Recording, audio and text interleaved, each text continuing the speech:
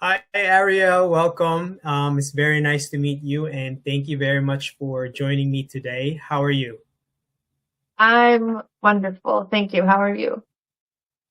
I'm doing well. And Ariel, thank you for joining me again. Before we jump in, can you tell me a bit about yourself and how you discovered carnivore? How did it all start for you? Yeah, absolutely. So, my name is Ariel, and I found Carnivore in 2024, and so I'm still relatively new. And it was one of those things where I found it because YouTube was like, "Hey, do you want to watch Jordan Peterson and Joe Rogan and the all beef diet?" And I'd actually heard about carnivore years before, but at that time I was a vegetarian and there was absolutely no way anyone was going to get me to listen to an all meat diet being good for you. Like I wasn't available for it back then. Um, but then in 2024, I had been an omnivore for about 9 months. Nutrition was really important to me. Being healthy was really important to me. I wouldn't say that I was living on like the standard American diet. I was really working hard, but I was more open to meat at least. And so I said, okay, fine. Jordan Peterson, he's always talking about something wild. What's the wild thing he's got today? And he's talking about, what he's going through and what's been resolved because of the all beef diet. And what's funny is I didn't actually see myself in his story. So a lot of people, they say, oh, I felt that, I understood that. And I didn't actually have that. But I saw my loved ones. I saw my family members and my friends. I saw people that I interact with. And I started to get like, wait, okay. I can, YouTube's like, do you want to watch something else? And I'm like, yeah, I do. I do. I want to hear a little bit more. Just give me a little bit more. And, I watched Dr. Chafee and I watched Dr. Barry and the I want to learn a little bit more turns into 3 days of just nonstop morning to night, listening to all the podcast material I can get, watching the videos, just soaking it up. And by the end of it, I'm thinking this diet could change lives. It could save people. It seems like it is saving people, but I could never tell someone to do this if I wasn't willing to do it myself. Like I just can't tell someone to do something that sounds so crazy if I'm not going to do it. So I'm going to run the test on myself. And so I challenged myself to 6 months. Just do the diet, 6 months. Then you can at least report what happened to you. And I got lucky because my dad said he would do it with me. And the reason I say I got lucky is the first 4 months were actually pretty difficult for me. It wasn't difficult to stick to the diet. I wasn't having big problems, but people talk about losing tons of weight. Now I had about 60 pounds to lose. I wasn't shedding pounds. I wasn't like this huge whoosh, it's all gone. It was like, 2 pounds here and a pound there. And so I wasn't getting that big transformation. And actually, I was seeing a rise in some of the stomach issues I had been experiencing my whole life that were sporadic, just digestion issues that I was having. I experienced them a lot when I was a teenager, and then they kind of came and went when I was an adult. But now on the carnivore diet, I'm getting them more often. And I'm like, this isn't supposed to be happening. I'm the person who wants this diet to work. I'm the one who's like enthusiastic about it. Why am I struggling? And I remember I was sitting in my kitchen and I'm sitting on the ground and I've got my head against the counter and my dad walks in and I'm like, why is it not working for me? And at this point, I'm researching it all the time. I'm still taking in content all the time, but I'm struggling. And my dad is having a great time. Weight is coming off. He's doing fine. And he knows we only have 2 more months until 6 months and then we can stop. And he says, maybe you need to target your research a little bit more. Maybe you need to start looking at every symptom you're having, all these negative things, there's not a lot, but the negative things that you're going through. Maybe you need to look at those and see what the answer is. Because maybe this isn't right for those, but you're not looking hard enough at those specific things, you're staying too general. And so I say, okay. And I start looking into the issues. And one of the things everybody recommends is if you're eating all the meats, go down to just beef and then slowly bring things in. And so I went down beef and water, and then I'm like, okay, I brought in bacon first. I bring in bacon and I'm not having any of the issues. All the issues are not there. I'm like, okay. So I bring in bacon and I'm still good. And I bring in chicken and I'm still good, and fish and it's okay. And eggs. And eggs is where the problem was. Once I brought eggs back in, all the problems came. And I'm like, oh, okay. Get rid of the eggs. Fine, I can do this. I get rid of the eggs. I start bringing in, processed meats, seafood, things like that. No issues. And everything was a breeze. And 6 months turned into 1 year. And by the end of the year, I haven't just taken on a new lifestyle. This has become my career. I've moved from being someone who thought she was just going to be a comedian, doing, sketch comedy and funny podcasts and commentary, to now my whole YouTube channel is about low carb carnivore diets and researching and coming to that as like a normal person without all the educational background, without all the scientific understanding, trying to sort it all out. And yeah, it's like I'm at this point, I'm a year and a half in. So it's still early days, but the way I put it is I didn't just find a way of eating that works for me. I found something that wakes me up in the morning. Low carb, carnivore diets has given me a passion where even if I get frustrated, which I get very frustrated in the field of nutrition, the disagreements, oh my goodness, but I still keep coming back because I love this field and the potential of what it can do so much. So yeah, that's where I'm at so far. Wow, that's an awesome journey you have there. It's because it's not the first time you've heard of carnivore. I'm actually curious because so you mentioned vegan, and you've been pretty much vegan for a while. How long have you been vegan?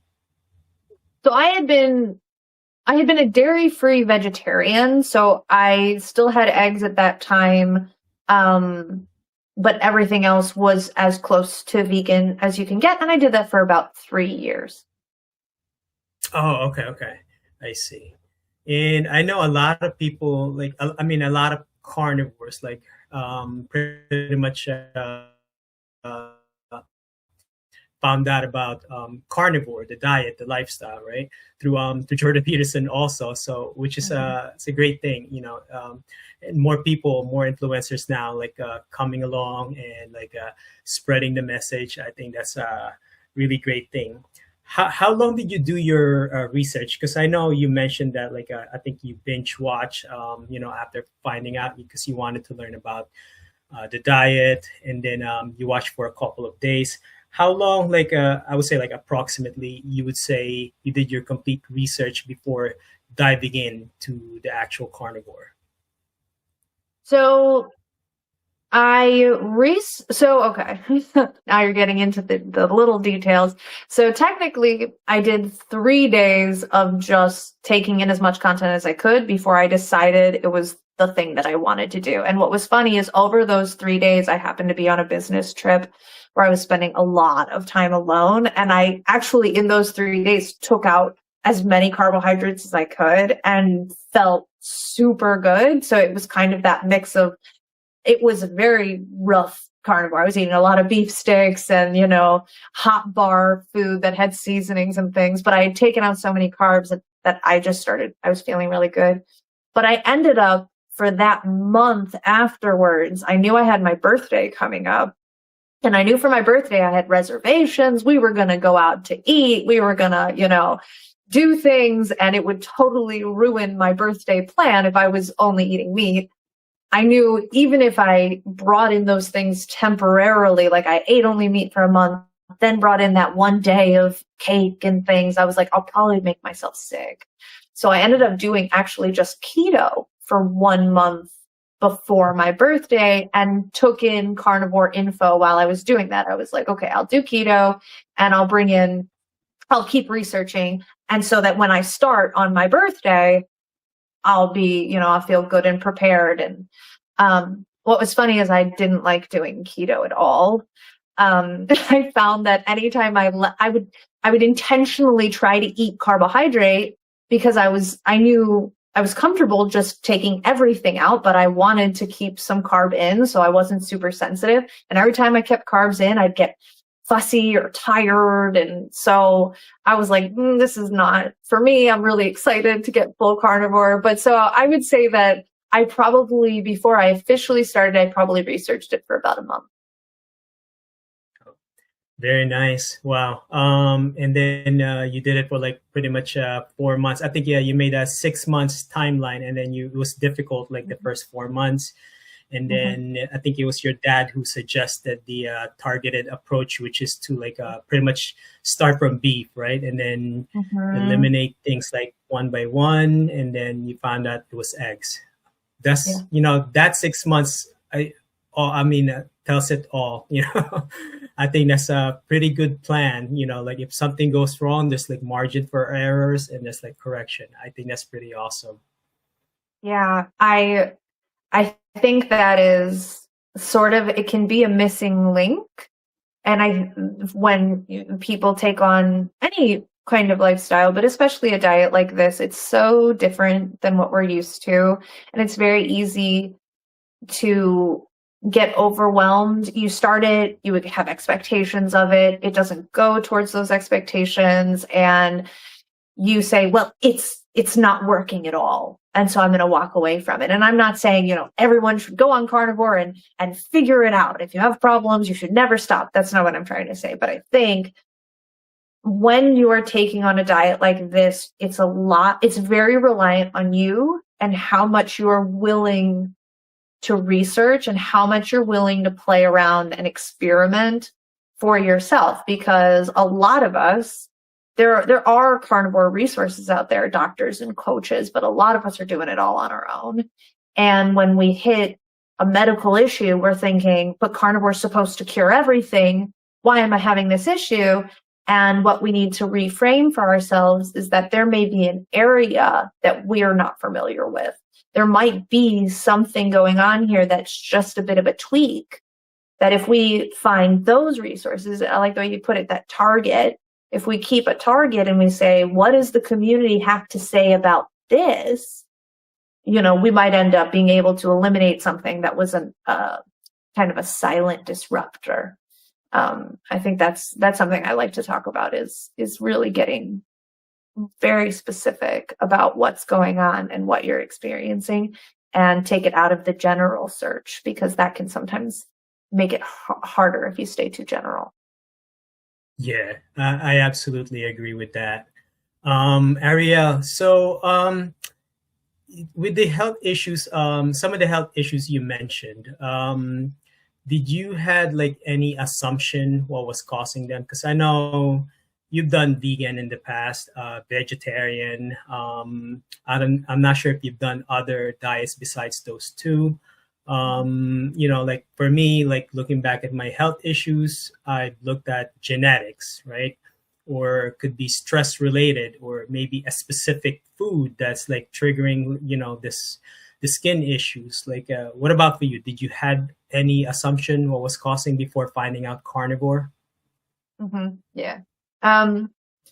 So my big things that I came to this with were more mental health. So I had a lot of anxiety. There was a period of my life where I was dealing with like daily panic attacks. By the time I came to this, I was much more even. I had done a lot of work in emotion, like more of the emotional psychological side.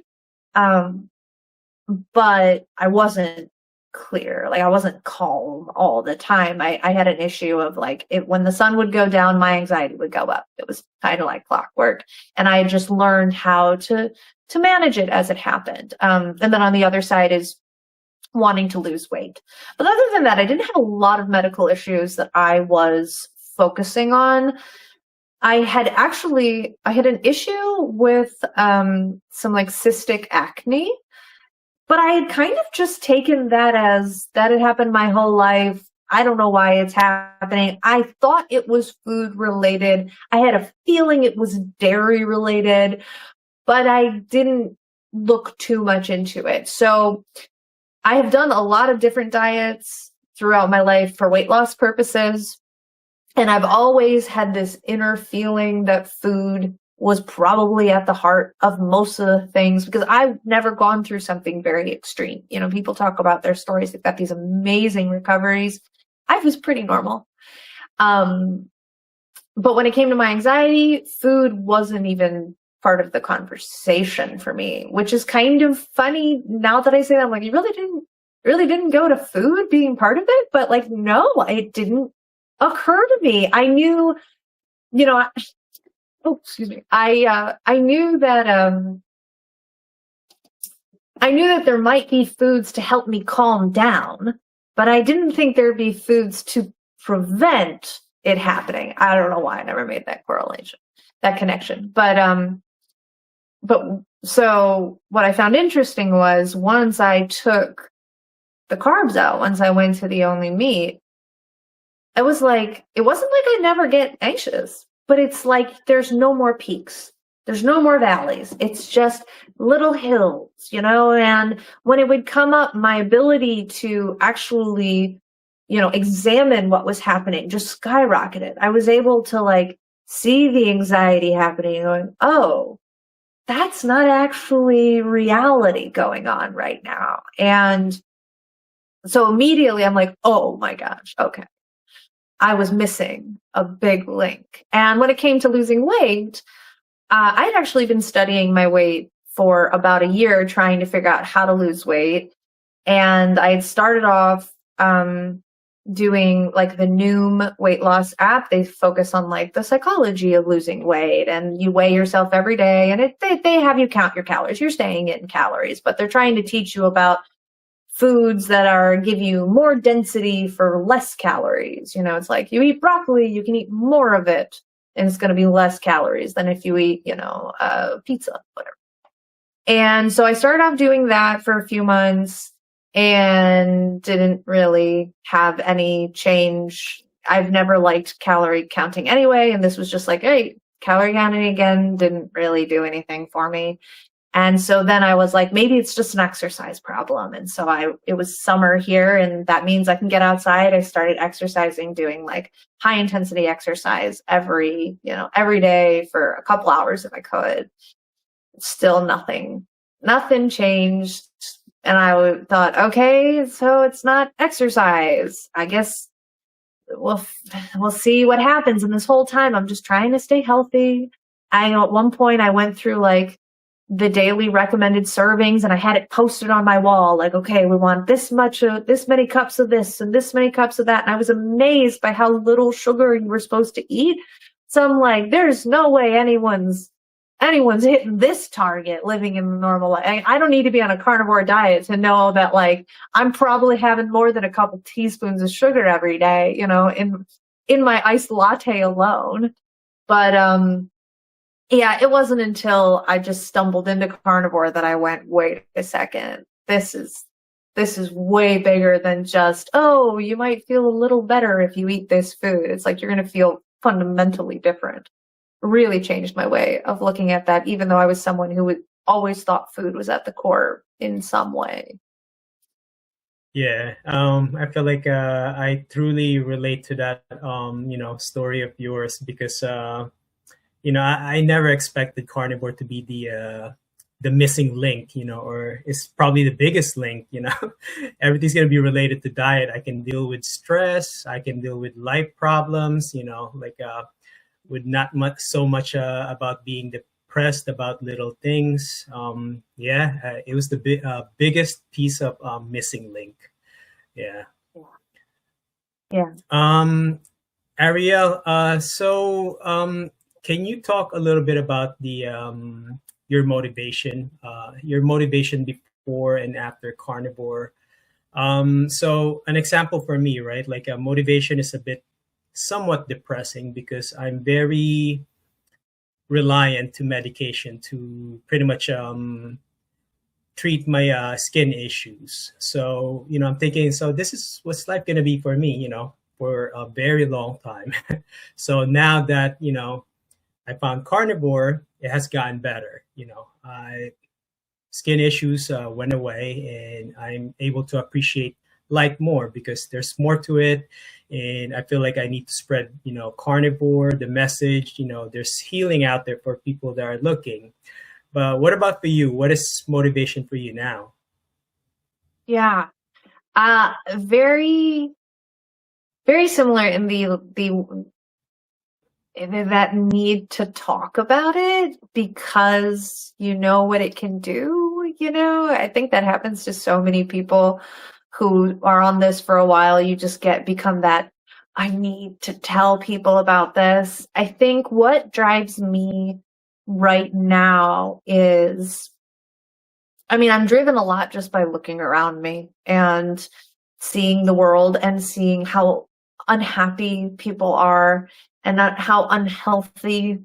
And, I go through, I was at the store the other day. I went by the food court and people are eating all the things that I used to eat. And I'm just like, okay, and I'm watching little kids and I'm like, they don't even have a chance, and so that drives me a lot, is just wanting, honestly, for me, what I want to do is I want to create resources for people like me to be able to sort through and make an educated decision. I want people not to have to just take my word for it. I want them to be able to say, I feel confident in the decision I'm making based on, I want people to be able to identify the limits of research, how much you can research and how much you're just kind of taking a bet that this is going to help. I want to help people who are saying, I did this, but I had this issue and so I quit. I want to be able to give them resources that says, okay, now let's look at, maybe we could look at, like we were saying, that targeted, it's more like I've seen what it can do for me and I see how hard it can be if you're doing it by yourself, if you're doing it alone without a doctor. I was talking to Dr. Chafee, and one thing that becomes really clear for me is that Dr. Chafee has a great track record with his patients. He's like, I can clear these things up. He brings things up. He goes, oh, we could run this and we can run that and it's fine. And then I look at people who walked away from carnivore and I think, if they had been working with Dr. Chafee, would they have walked away? If they had been working with him, would they have noted the same issues? Would they say, oh, well, this was my problem and carnivore couldn't solve it? Could carnivore not solve it? Or was it just that they weren't working with somebody who helped them figure out how to solve it? And what it brings me back to is that so many of us are not working with a doctor like that. We're doing it on our own. And so for me, what drives me is I want to give people resources so that everyone who's not working with a doctor can at least go as far as possible before they quit on something that could really change their life. I don't expect the entire world to go carnivore. I don't expect the entire world to love low carb. Well, low carb, I would love to see a shift. I think we could make that one happen. But I don't even think we can get close if people can't, if people don't have the resources to do this on their own, if we're reliant on people having to do it because with a doctor or with a coach, if that's how they have to do it to get good results, I don't think we'll be able to make as much progress as if we could, if people had the skills and the abilities to manage this process by themselves, if that makes sense. Yeah, that makes total sense. I'm curious because you mentioned about the people eating in food court, and then the kids, and then you used to eat like you see things like you used to eat. What was your favorite food back then? Oh my goodness. Okay, so here's the thing. my favorite foods were foods I knew I shouldn't eat because I love dairy.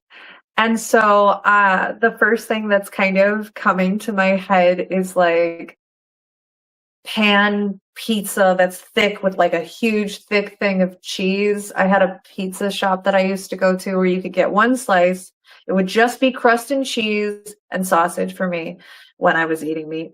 And then they give you a cup of sauce on the side. And so you would like rip off chunks and it would be like eating like garlicky, cheesy sausage bread dipped in sauce. And not only is like now I'm like, okay, Ariel, that's pretty rough. Also, I'm like, you're dairy intolerant. You shouldn't have even been doing that anyway. But I think ice cream and might have been like pizza. I want like pizza, ice cream. Those were the foods. When I get a lot of cravings and things that I miss, it's like Alfredo, it's cream dishes. And some people can tolerate it. And I'm like, good on you, man. You can eat cheese. But for me, the wildest thing is that I liked healthy food, like foods that were healthy. Like I liked cooking. I liked spending hours making a meal. That was fun for me. When I was a vegetarian, I would cook for like 3 hours and it would be a big deal and I would really enjoy it. But I don't miss it. I don't miss all of it. I like to cook and I do cooking and little things on my channel, exploring, taste testing different foods. But I never think to myself, man, I could really go for a salad. Like I just don't. I did, and I don't even miss fruit. Weirdly enough, people are like, "Oh, I bring in fruit." I'm like, I don't miss fruit. I miss cream. I miss chocolate. I miss ice cream. But I don't miss it enough for it to be worth it. Yeah, that's pretty cool. So what does a typical eating look like for you now? Like maybe weekly or monthly? Do you keep it consistent or do you switch things up? Yeah, so I'm able to stay really, really open. So I love trying new things, and I actually most of the shorts, like the short videos on my channel, they're going to be me trying different foods that I have found. I I'm really open and still very. I think food is an exciting part of life, and that's okay. Like it's like food can be exciting, food can be entertainment. That's fine. It doesn't bug me. But I don't think people need to cut that out. I just have a smaller window for what I'm willing to try. But I'll try weird meats and things like that. But as an eater on my regular daily schedule, I'm very boring. So I pretty much eat I bacon for breakfast. I've learned that I can eat eggs as long as they're fully cooked. So I'll do scrambled eggs or fried eggs, fry them until they have no life left in them. I can eat that. Um, but yeah, my morning is usually like bacon or eggs. Sometimes I eat sausage. Sometimes I have some gut issues if I bring in processed meats. So if I'm feeling kind of sensitive, I'll stay away from sausage or things like that. I don't do well with beef in the morning, so I can't be one of those people who eats all beef all day long. I don't really like it. It doesn't work for my stomach. And then midday, usually having something like fish, like sardines, or I really like to eat like smoked salmon, just straight smoked salmon. I'll eat that.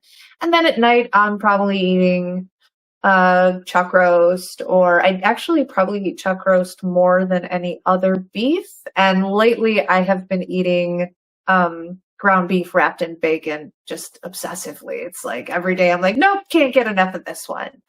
So I'm very boring generally. I love to explore, but it tends to be like I'm exploring today once and then everything else is just bacon, beef, smoked salmon, and that's pretty much all I do. And I'm surprisingly very happy like that. Yeah, that's pretty cool. Ariel, so have you done something unconventional within the carnivore framework, or maybe something different? Let me explain this. Yeah. So I know some carnivore eat meat raw, And some Mm. people on carnivore have not taken shower, maybe like once a week. Some carnivore have not brushed their teeth, something odd or maybe just different. I think some people doesn't even consider this unconventional. Have you done something maybe different? Oh, let's see. Probably not. But I feel like I'm weird enough as it is. I'm sort of like one of those people who I feel very normal, but then I'm also like, I don't drink, I don't eat vegetables. I'm weird in those degrees enough. And I'm always willing to try, but I'm like, eh. I think the only unconventional thing that I find is, I like to move away from products with chemicals in them if I can, in terms of like hair and makeup and things like that. So my unconventional thing is that the deeper I get into this, the more I start removing, commercial shampoos. Like I just started using a shampoo bar, and I wear very, very sparse amount of makeup where I used to wear makeup and things like that. So I think the only unconventional thing that I would think would be extreme would be taking, it's not even extreme, would be taking those things away. But I think I have too much of I like routine so much that going into something like raw all the way, it gives me the heebie-jeebies a little bit. I'm just like, I don't know if I need to. I don't know if I need to do it. Maybe it would be awesome and I'd feel great, but like I'm cruising where I'm at and that's fine. And I have actually thought about the brushing your teeth thing, because I'm like, I mean, in theory, if you don't brush your teeth, but you're not eating sugar, are your teeth rotting? And, but I haven't had the guts to do it. I'm like, no, I can't. I just don't want to take the risk. I'm very attached to my chompers, and I'm just like, I can't take the risk that I'm going to put holes in them, because maybe it's more complicated than that. So yeah, no, I wouldn't say I'm very extreme in those ways. Yeah, yeah, I totally understand. Yeah, I think who was it? Yeah, I spoke to a couple of people they said that they haven't taken a shower in like years. I think Bella, she said that she only takes shower like once a week. I mean, who else? Me personally, I don't. I only brush my teeth once a week, but I still do mouthwash and flossing. So Oh, yeah. see, I So think I'm curious to see. it's so interesting to me. And that's one thing about, I think I was kind of perfectly primed to be in this field, because fringe things don't really freak me out too much. You know, sometimes I'm like, okay, it's too much. Like I talk a lot on my channel about, we have to have limits on what we allow ourselves to take in terms of media and more controversial thoughts and ways of looking at the world, more things that, I don't think this word is completely correct, but I think people will know what I'm talking about. Things that would be called conspiracy thinking, I think we have to make sure we're not living too much in the extremes, because it's so easy when you're in this community to go all the way on everything. It's like, okay, now I'm not eating meat. I mean, I'm only eating meat. I'm also going to never turn on my lights after the sun goes down. And I'm going to, start, I don't know, being weird at family dinners when people are eating things. I'm like, we have to keep our sanity. But at the same time, I love hearing the stories. I'm like, what is the thing you're doing? That's amazing. I think there's so many things that we accept as normal, healthy protocol that might be wrong, that maybe don't apply to everybody. But it takes people saying, I'm going to take the risk. I'm going to find out. And that's how we learn what, we've got to test these things that we've considered as normal. And when you're in a community like this, in a world like this, an environment, we've got a billion people testing all these things. And it's like, okay, I want to hear all the stories, because y'all are much braver than me in a lot of these ways. So I'm going to live through what you guys are doing and see what sticks. Yeah, I'm always curious to hear those stories. Like, are you doing something different? I want to hear about it. Yeah, I absolutely agree. Ariel, so is there anything hard about being carnivore for you? Like, for me, it has been the social gatherings in the past, right? With family and friends who are not carnivore, the traveling. So I always have to scout what's, out there for me. If something happens, I can't find anything to eat, or the cravings in the beginning took me like a year to pretty much get it out of my system. And then lately has been the, I guess I would say the double-edged sword, like meaning, you know, we see all these benefits being carnivore, like with our health, but then you see people around you, even if you try to talk to them, they're not really on the same page. So it's kind of doing something mental. But what about for you? Is there anything hard? Yeah, I think you've hit a few of them. I think one thing that is socially, I've been pretty okay, and I think that's because I was already established as kind of a weird kid my whole life. Everyone kind of expected Ariel does weird things. And so when I switched over to carnivore, people went, oh, okay, she's doing something weird again. And one thing, oddly enough, that I had in my favor with my friends and family is I did end up losing about 30, 35 pounds, and it really showed. And I find that weight loss is a great social convincer. People are more willing to say, oh, you're doing something good. Like, I didn't get a lot of blowback with people saying, oh, you're unhealthy. I looked healthy enough that they just went, oh, you're doing that thing.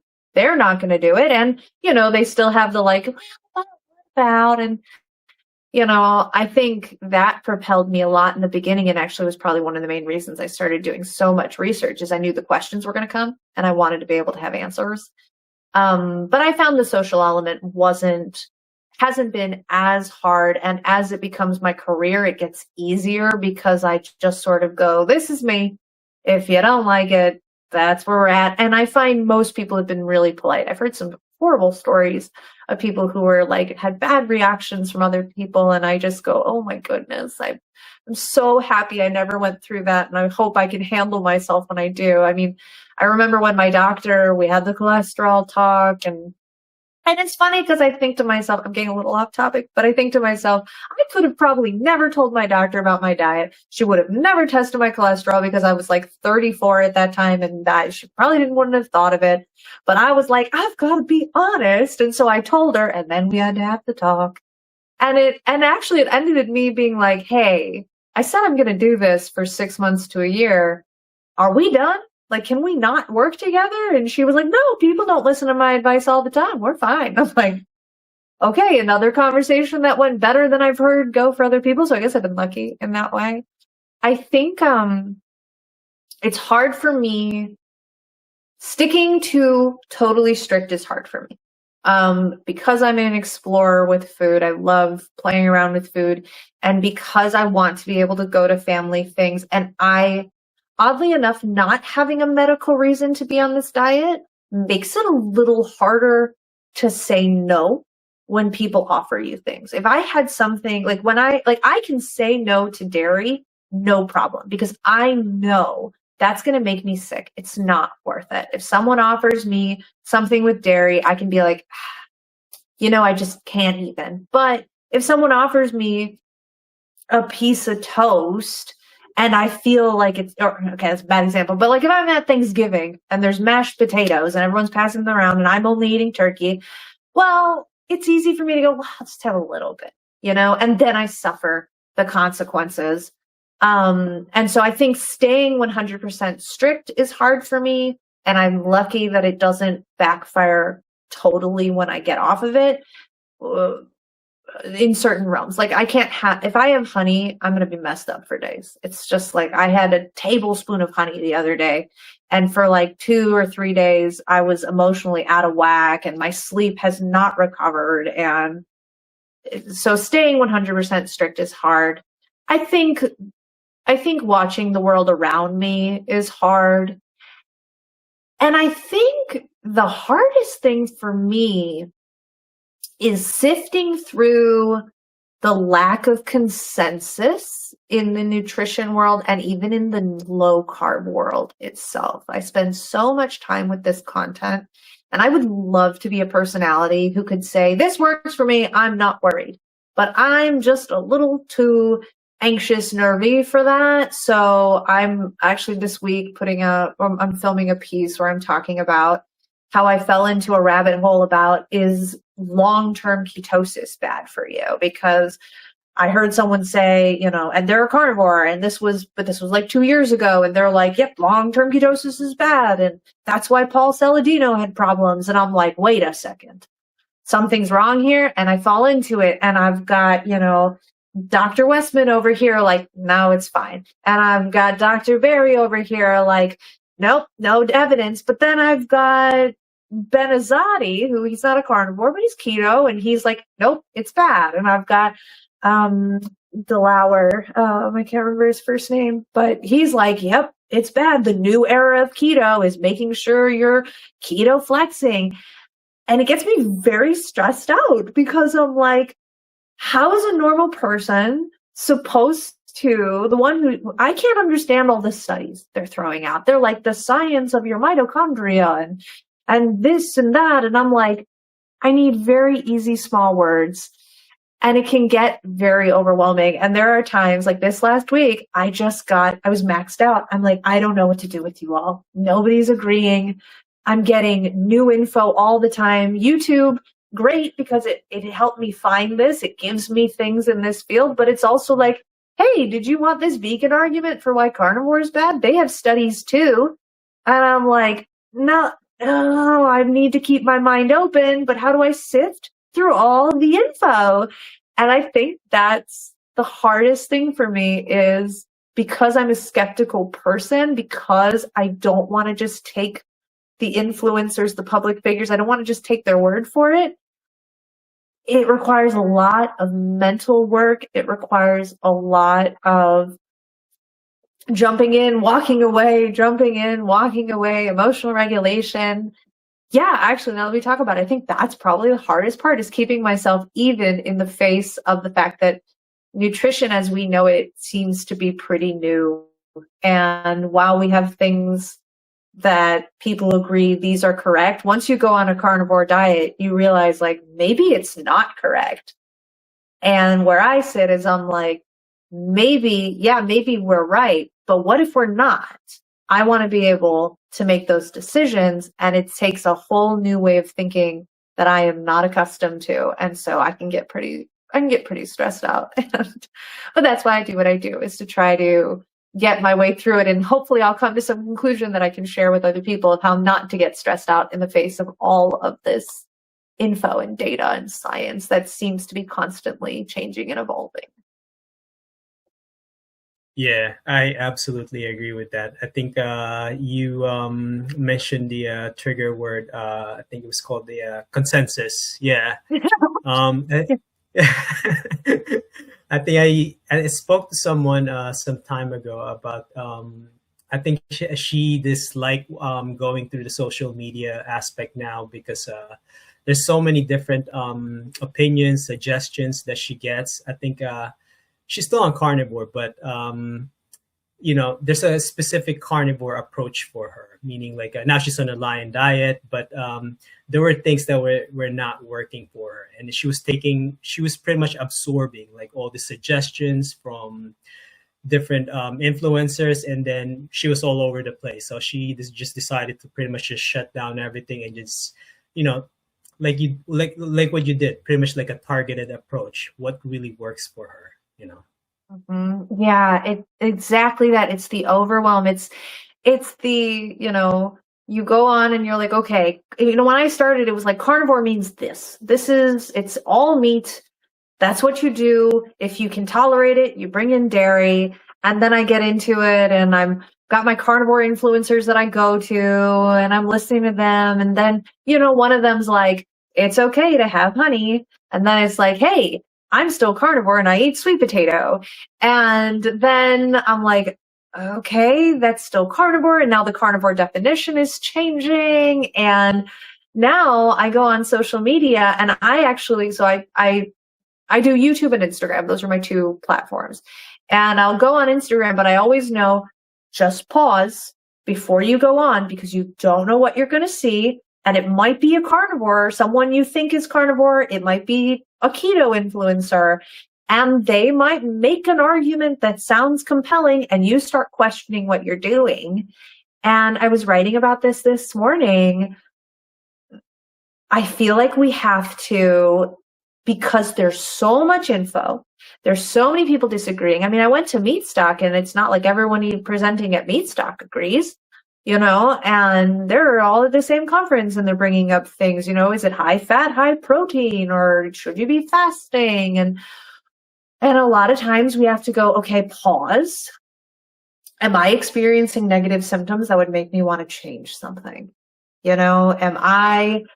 Am I taking, does this apply to me? Is this interesting or is it applicable? Is this something that's going to improve my life? Like if someone's bringing in honey and I'm going, man, I could really use some honey.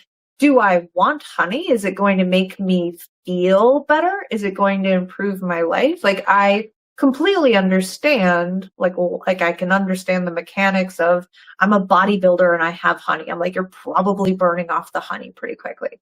Ariel, I'm not a bodybuilder. Bringing in honey is stupid for me. But I know that if I go on Instagram, someone might make a pretty good argument for honey. And if I'm not in the right headspace, I might think to myself, am I making a mistake by not eating honey? Am I goofed?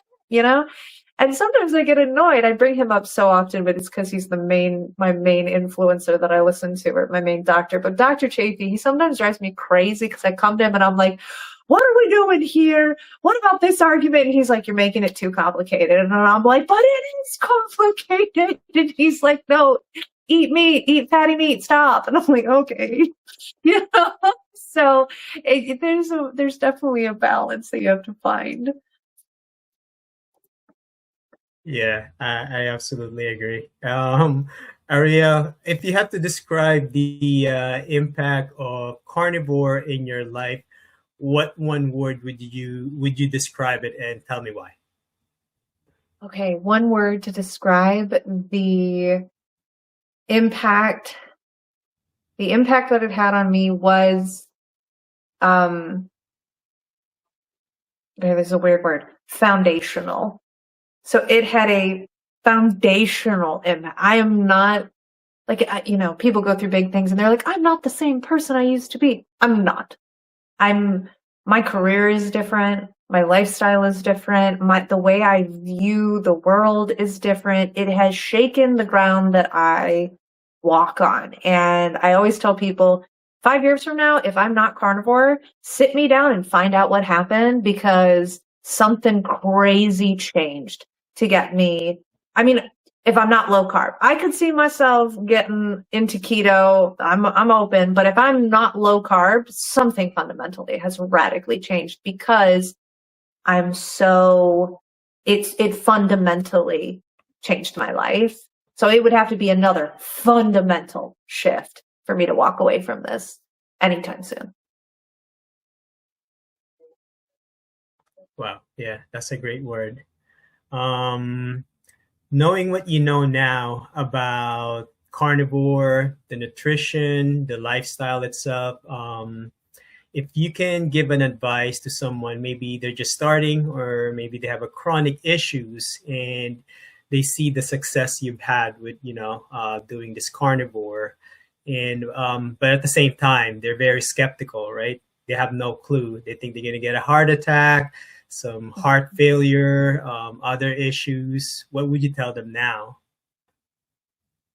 So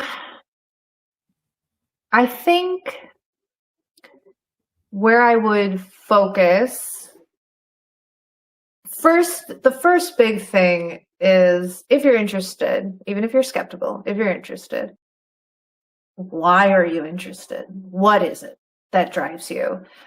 Because in my experience, the people that I encounter, the people who have stayed on this a long time, other than people who like Rancher Maggie, who just ate meat because that's logical to her, most of us We came to this either because we had a high level of interest. We were very curious. We had that adrenaline behind that choice, or we had a high level of need. There was something happening. We were sick. We were unhappy at a level that was really affecting our lives. So if you come to this and you're neutral about it, it's going to be hard. And there's probably no argument that I can make to convince you that it's worth it, because you can tell people, oh, don't worry about cholesterol. Don't worry about fiber. I can give you this argument. I can give you this argument. But you need to have a reason for yourself that's strong enough that you're going to try it, and then you're going to play around with it, and you're going to, experiment and see, and not give up on it after a week or after a month if it doesn't do exactly what you were looking for. Because for me, it can be, you see this, and you've talked to so many people, you see this in hundreds of thousands of people. It's transformational what can happen, and it's shaking how we see what human health can look like. Even if people don't like carnivore, they're starting to have to admit something's happening here. Something big is changing in what we're willing to accept as humans, what health looks like, what average life, how good it can be in terms of our health and our wellness. But if you're coming to might be a good idea, you're probably not going to get much out of it. So what I say is, if you're interested in it, if you're going to do nothing else, take out carbs.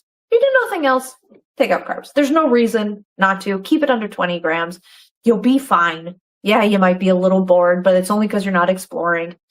You're going to be fine. Take out carbs if you do nothing else. But if you want to see something crazy, get something in you that's willing to really dive into it. Find a reason that it makes it really worth trying, because you could experience something amazing, because so many people have. There's very little to lose other than, it's a little socially awkward and it's sometimes kind of boring. This is great advice, Ariel. I feel like, I feel like people, who found carnivore tend to have like a strong reason, specifically health issues, before jumping in. I think that's a strong pattern that I see a lot. And I'm sure you've seen that a lot, and you just described it. Ariel, my last question to you is your future outlook. How do you see carnivore in the next 5 to 10 years? Is it going to be in the good or in the bad, or maybe a mix? The good meaning, people want to learn more about it, because we're seeing so much people healing their health issues. And, the bad thing is we might see some censorship in the media, maybe some misleading information. The meat prices are going to skyrocket. What are your thoughts? Well, all right. I think that we will see, this is my hope, but this is also, I think we'll see low carbohydrate diets becoming more normalized. I think they will become more of a everyday way of looking at health and wellness, because I think we're already seeing that in terms of health and wellness industries moving towards, like, we can all agree you should eat whole foods. We can all agree, if you eat like you live on a farm, you're doing good. All health influencers can pretty much find consensus on that. I think there's a high potential that low carbohydrate, taking out the refined carbohydrates, will become standard practice. So that's good. I think carnivore will probably live very similarly to the vegan diet. People just need to get used to it. You'll still get made fun of, still be like, oh, they're carnivore. But I think in terms of medical treatments, I think carnivore and ketogenic diets this is my hope, And I'm hoping that we will be able to make the case in the scientific and the medical communities that these diets can make huge changes. And so my hope is that low carbohydrate, extremely low carbohydrate diets will start impacting the medical community. So even if you don't like your neighbor who eats only meat, your cousin who shows up and they're like me and they're like, I'm not going to eat anything but, the chicken at the table. Like, even if they bug you, I think there will be medical benefits to the point where it's like, well, if they're sick, okay, I get that they're doing that. There will be more respect for, I saw the Cleveland Clinic had put out a video talking about, is carnivore good and bad? But it wasn't demonizing carnivore all the way. It was saying, these are the things we're concerned about. Also could be very useful for these things. And I went, if somewhere like the Cleveland Clinic is willing to say in their short on YouTube, if they're willing to say there could be some medical benefits, I think that shows that we might trend towards it being seen as a positive medical treatment. And that itself is a gift to the world, because if we can get everybody out there just getting rid of all those excess sugars, and if we can get people in the medical field helping people eliminate so that we can get rid of these diseases that we're plagued with, that will be a blessing all on its own. Yeah, this is well said, Ariel. I feel like I like what you're hoping for, which is pretty much. I do think also that this ketogenic diet will have an impact, especially with the medical community, with all the diseases. I think it's the same thing what I'm hoping for. Ariel, if people want to reach out or connect with you, where's the best place they can reach you? Yeah. So I'm on YouTube. I'm on Instagram. Those are my only two platforms because I like to keep things simple for myself. You can find me just by searching my name, Ariel Bellin. My username is It's Ariel Bellin. So I like to keep all my branding with just my name. That way, if I get crazy and, one day I'm doing something different, it's like, well, it's just still me. So if you like short form content, Instagram's a great place for that. On YouTube, I do a lot more documenting of my weight loss journey and the things that I'm researching. So Instagram is more like playful food content, and YouTube is more of the deep thinking research content. But those are the two main places that you can find me. And that's me. This is awesome. I'm gonna make sure to post them in the description so people can reach you, Ariel. Ariel, thank you again for joining me. I really like hearing your carnivore journey and your perspective. I appreciate you taking the time to share. Thank you. Thank you. Absolutely.